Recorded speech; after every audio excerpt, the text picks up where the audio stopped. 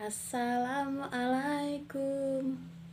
Bismillahirrahmanirrahim. Sekarang kita mulai tema 3 tentang peduli terhadap lingkungan. Nah, KD esensial. Di tema 3 ini ada IPA, IPS, SPDB, dan Bahasa Indonesia ya. Ini peduli terhadap lingkungan. Dengan belajar tentang peduli terhadap makhluk hidup ini akan membuat kita semua lebih pandai, bijak, dan cinta ya terhadap lingkungan dan makhluk hidup yang ada di sekitar kita. Nah, lingkungan yang hijau itu berpengaruh ya bagi kesehatan manusia. Jadi kalau lingkungan yang hijau itu menghasilkan oksigen yang berlimpah sehingga bagus untuk pernafasan kita. Jadi kita menghirup udara yang segar. Masya Allah ya. Yuk kita peduli ya dengan lingkungan sekitar kita. Nah, sekarang kita ke mata pelajaran IPA. Ini KD esensial 3.1-nya tentang menganalisis hubungan antara bentuk dan fungsi bagian tubuh pada hewan dan tumbuhan. Nah, sekarang pada tumbuhan ya, ini ada bagian akar. Ada 3 fungsinya untuk mengokohkan tumbuhan, menyerap air mineral, dan sebagai penyimpanan cadangan makanan. Misalnya pada beberapa tumbuhan umbi-umbian ya, misalnya singkong atau kentang, seperti itu. Nah, kemudian bagian batang berfungsi sebagai tempat munculnya daun, bunga, dan buah. Batang juga berfungsi mengedarkan mineral dan air yang diserap akar. Dan juga menyalurkan zat makanan hasil fotosintesis ke seluruh bagian tumbuhan. Jadi seperti urat ya kalau di tubuh kita ya. Nah, kalau daun ini berfungsi sebagai tempat berlangsungnya fotosintesis. Nah, karena daun itu banyak ya mengandung zat warna hijau yang disebut klorofil. Nah, daun sendiri itu kalau kita amati itu terdiri dari daunnya dan tangkai daun ya, tangkai daun yang seperti tulang-tulang itu dan helai daun. Nah, ini ya bagian-bagian tumbuhan dan fungsinya. Nah, bagian tumbuhan yang lain ini ada bunga. Bunga itu merupakan bagian tumbuhan ya yang berfungsi sebagai alat perkembangbiakan tumbuhan biji. Kemudian ini ada buah. Ini untuk melindungi biji serta cadangan makanan. Nah, biji itu bermacam-macam ya. Ada yang terdapat di dalam buah.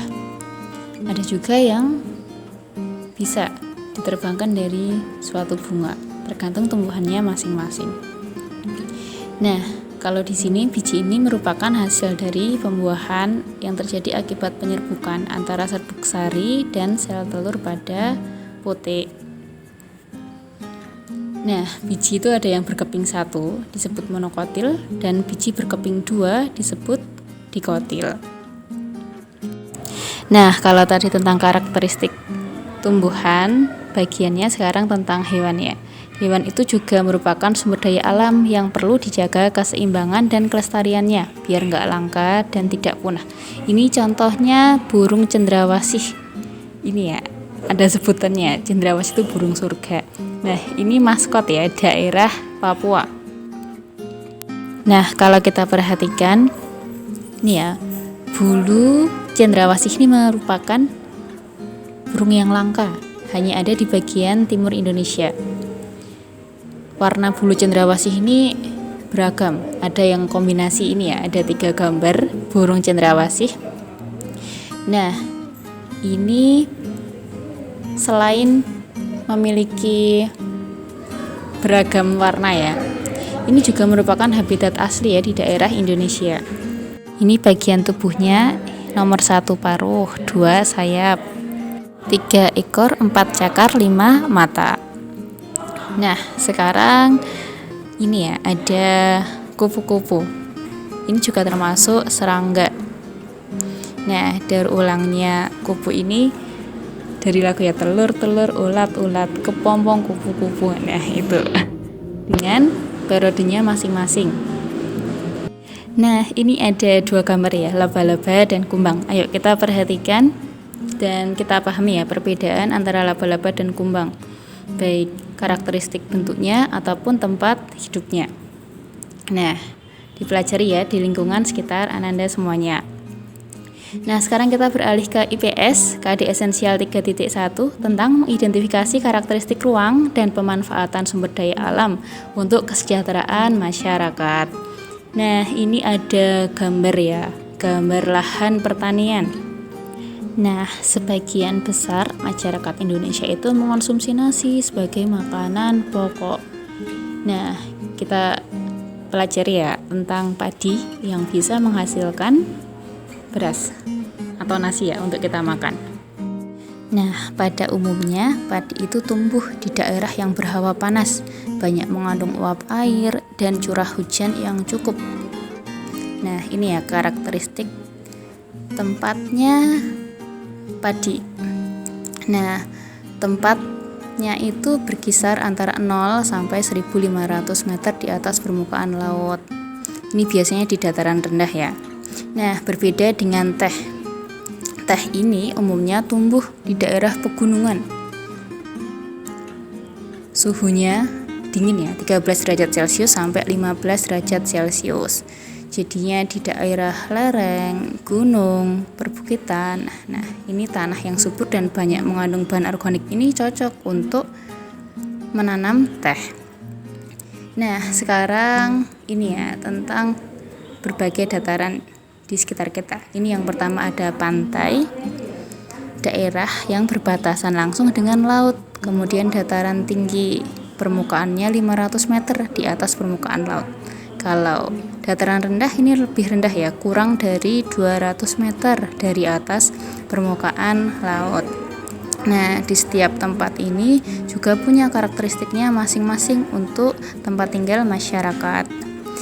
Nah, kemudian kita ke SPDP, seni rupa teknik tempel. Ini yang pertama kolase, terus yang kedua ini ada mozaik.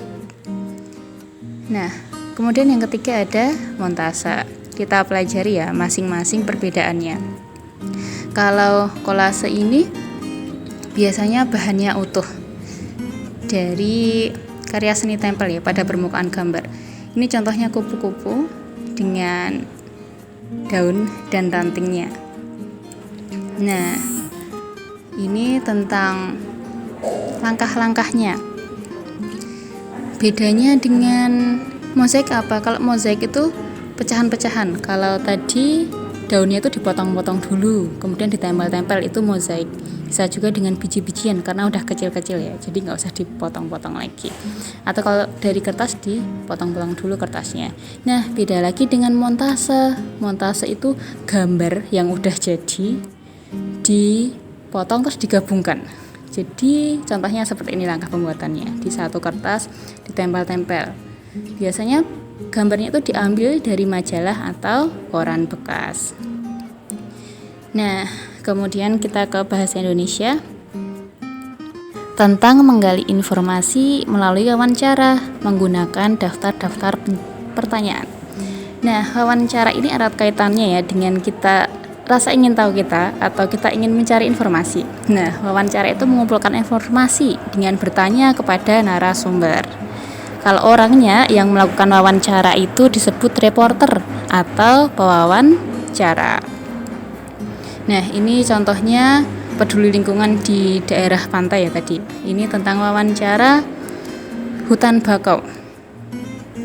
Misalnya sebelum wawancara itu tentuin dulu topik atau bahasannya. Misalnya topiknya di sini merawat hutan bakau. Ini penting ya untuk mengatasi abrasi di daerah pantai. Nah, kalau udah ditentuin topiknya, kemudian buat dulu pertanyaannya. Misalnya di mana letak hutan bakau, apa manfaat hutan bakau, siapa saja yang harus merawat hutan bakau, dan bagaimana ya cara merawat hutan bakau. Itu ya. Tadi langkah-langkah wawancara itu buat topiknya dulu, kemudian buat pertanyaan. Nah, baru itu ditanyakan ke narasumbernya yang paham ya tentang hutan bakau. Nah, kemudian dituliskanlah jawaban dari narasumbernya tadi. Misalnya, di mana letak hutan bakau? Terus tadi bapaknya jawab, hutan bakau itu biasanya terletak di tepi pantai. Terus apa ya, Pak, manfaat hutan bakau itu? Hutan bakau melindungi garis pantai dari pengikisan. Nah, jadinya daftar pertanyaannya itu ditanyakan semuanya ke narasumbernya tadi. Nah, ini ada tugas ya, kegiatan wawancara di rumah. Wawancarai ayah atau bunda kalian masing-masing menggunakan bahasa yang sopan. Topik bahasannya sesuai tema ini ya, tentang peduli terhadap makhluk hidup. Nah, tulis hasil wawancara kalian di LKS halaman 61. Nah, dibuka ya LKS-nya halaman 61, terus diisi sesuai titik-titiknya tadi. Kemudian difoto dan dikirim ke Google Classroom. Ya, semangat ya. Nah, ini contoh singkatnya ya, format menulis laporan hasil wawancaranya. Ada contohnya juga di LKS ya, formatnya ini halaman 41.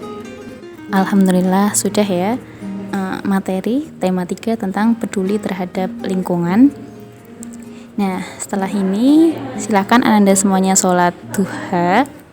Nah, alhamdulillah sudah selesai. Barakallah kelas 3. Wassalamualaikum warahmatullahi wabarakatuh.